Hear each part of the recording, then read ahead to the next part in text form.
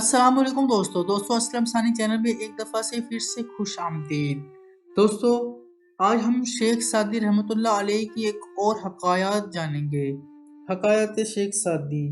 तो इसके अंदर हम बताएंगे हज़रत शेख सादी रहमतुल्लाह अलैह अपने ज़माने तालिब इल्मी का वाक़या बयान करते हैं कि जिस ज़माने में मदरसा निज़ामिया बगदाद शरीफ में ज़ेर तालीम था, वहाँ एक मेरा साथी मेरे हुस्न बयान और नुक्ता अफरीनी के बाद मुझसे हसद किया करता था।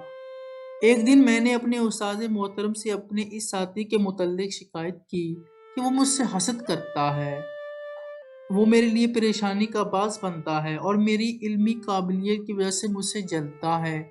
उस्ताद मोहतरम ने जब मेरी बात सुनी तो मुझसे पर नाराज़ हुए और फरमाने लगे कि मुझे हैरानगी है कि तू इसके गुनाह से आगाह है कि वो तुझसे हसद करता है, लेकिन कभी अपने बारे में भी सोचा है कि तू गीबत जैसे गुनाह में मुब्तला हो रहा है।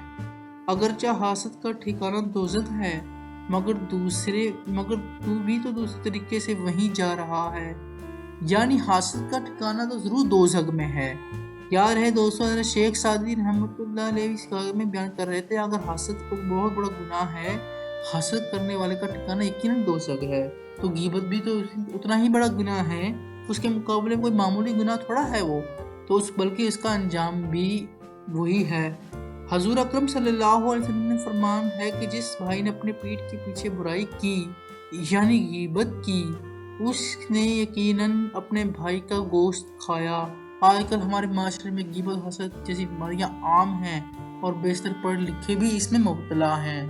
तो इस तरीके से हासद का ठिकाना जो हमेशा से वो दोज़ख ही है और हमेशा से उसके अंदर वो रहेगा। तो इस तरीके से हासद करने से बचना चाहिए और गीबत करने से भी बचना चाहिए। यहाँ तक कि हमारी प्यारी वीडियो अच्छी लगी तो चैनल को जरूर सब्सक्राइब कर दें, लाइक कर दें, शेयर कर दें। Thank you very much.